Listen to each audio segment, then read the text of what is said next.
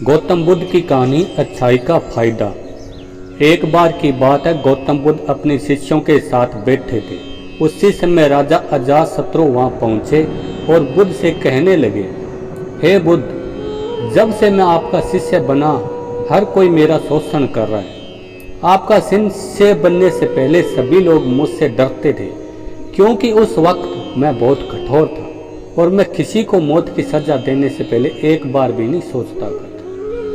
यदि आपको वीडियो अच्छा लगे, चैनल को सब्सक्राइब करें, वीडियो को लाइक करें। लेकिन आपका शिष्य बनने के बाद मेरा किसी को दंड देने का मन नहीं करता और ना ही किसी को मुझ पर गुस्सा आता। मैं शांत हो गया हूँ और सभी को दया भावना से देखता हूँ। लेकिन कुछ लोग मेरे इस बदलाव का अनुचित लाभ उठा रहे हैं और इससे मेरे राज्य के लोगों को भी एक तरह से खतरे में डाल दिया। कृपया आप मुझे बताएं कि मुझे अब क्या करना चाहिए। राजा अजातशत्रु की यह बात सुनकर गौतम बुद्ध उन्होंने एक कहानी सुनाते हुए, और कहानी कुछ इस प्रकार है। यदि आप वीडियो देख रहे हैं, वीडियो अच्छा लग रहा है, चैनल को सब्सक्राइब करें दोस्तों। एक बार एक बड़े पेड़ के नीचे एक जहरीला सांप रहता था। पेड़ गांव के पास में एक कोने में बना हुआ था। वहां अक्सर सुबह शाम लोग बैठक लगती थी और खूब बातें करते थे। लेकिन जब से उस पेड़ के पास उस सांप को देखा गया, तब से लोगों ने वहां जाना बंद कर दिया। लेकिन कुछ लोग तो जानबूझकर वहां सांप को देखने आया करते थे और उसे छेड़ा करते थे। अब उस सांप जब खतरा महसूस हुआ तो खुद को बचाव के लिए लोगों पर हमला करना शुरू कर दिया। वह सांप अब अपने क्षेत्र में लोगों का आना भी बर्दाश्त नहीं करता था, जिससे गांव के कई लोगों की जान जाने लगी। इस तरह पेड़ के आसपास जब भी कोई हलचल होती तो सांप वहां आ जाता और हमला कर देता। सांप की दहशत पूरे गांव में हो गई। अब लोगों ने बिल्कुल ही पेड़ के पास जाना बंद कर दिया। एक दिन एक साधु उस गांव में आया। तभी उस साधु की नजर उस विशाल से घने वृक्ष पर पड़ी, तो जिसके नीचे वो सांप रहा करता था। घने पेड़ को देखकर साधु के मन में विचार आया कि चलो वृक्ष की छाया ठंडी है और नीचे बैठकर कुछ देर आराम कर लेते हैं। उसी वक्त गांव के कुछ लोग अपनी गाय को लेकर घर की ओर जा रहे थे। तभी लोगों की नजर जब उस साधु पर पड़ी जो कि उसी पेड़ की तरफ जा रहा था, तभी लोगों ने उस साधु को सांप के बारे में सावधान करते हुए कहा कि आप उस पेड़ के पास मत जाना। वहां एक जहरीला सांप रहता है जो जरा सी हलचल होने पर हमला कर देता है और अब तक कई लोगों की जान जा चुकी है।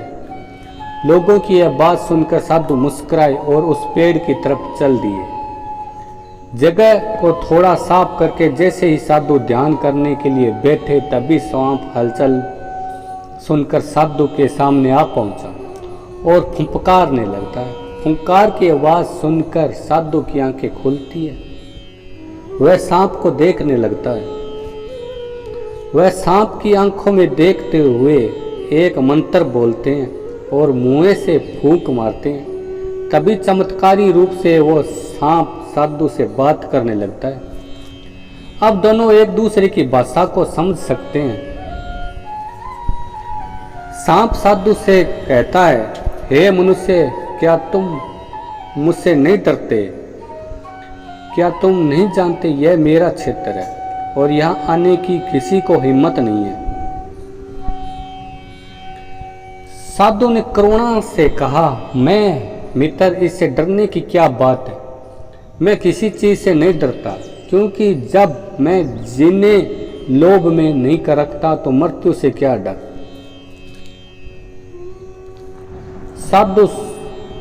सांप साधु की बात सुनकर चौंक गया, क्योंकि सांप की इससे पहले ऐसे लोगों से मुलाकात नहीं हुई थी। जो उसको मारना चाहते थे उनके डर से भाग जाते थे, लेकिन वे ऐसे व्यक्ति से कभी नहीं मिला जो उससे नहीं डरता। सांप साधु से इतना प्रभावित हुआ कि वह साधु के चरणों में पड़ गया और बोला, हे प्रभु, आप बिल्कुल सही कह रहे हैं। आज तक मैंने जो भी कुछ किया वो अपनी जान बचाने के लिए किया। अपने क्रोध के चलते न जाने कितने निर्दोष लोगों की जान ले ली। इससे बाद साधु सांप की बहुत सी बातें समझाकर वहां चला गया। साधु की बात से प्रभावित होकर सांप एक ने निश्चित किया कि आज के बाद वह किसी को नहीं काटेगा।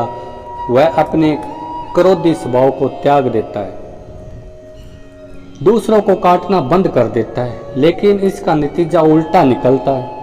जब लोगों ने देखा कि सांप ने लोगों को काटना बंद कर दिया है तो लोग उनका फायदा उठाने लगे। जो उससे दूर भागते थे वो उसके पास आने लगे और सांप को परेशान करने लगे।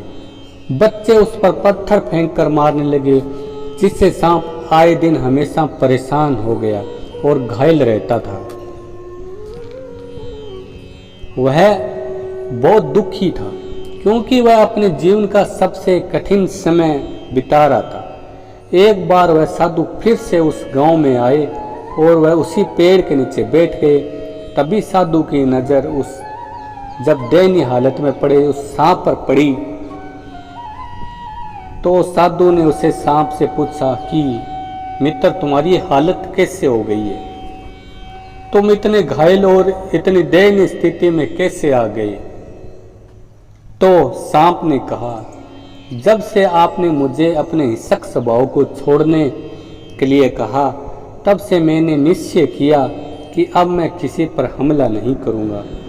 मैंने क्रोध करना छोड़ दिया और शांति को अपना लिया था, जिसका नतीजा है कि लोग मुझे परेशान करने लगे, दुर्व्यवहार करने लगे। कोई पत्थर से मारता तो कोई डंडे से पीट कर चला जाता।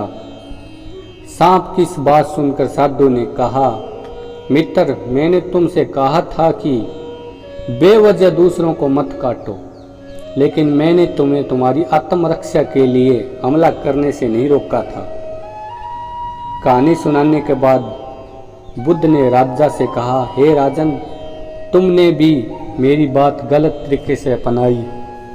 मैंने आपने अपने कर्तव्य को छोड़ने के लिए नहीं कहा था, किंतु आपने अपने कर्तव्य से विमुख हो गए और एक राजा है, अतः पूर्ण रूप से साधु की तरह व्यवहार करना आपको खतरे में डाल सकता है।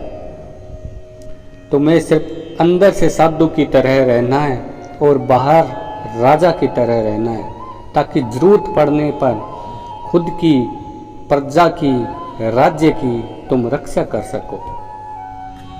दोस्तों, बिल्कुल ऐसे ही जंगल में होता है, जो सीधा पेड़ होता है उसको सबसे पहले काटा जाता है, और यही कानून दुनिया के लोगों पर लागू होता है। अच्छे भोले भाले लोगों का सब फायदा उठाया जाता है और अच्छे लोगों को जिंदगी में अनेक दुखों का सामना करना पड़ता है। इसलिए कभी भी किसी को अपना फायदा मत उठाने दो।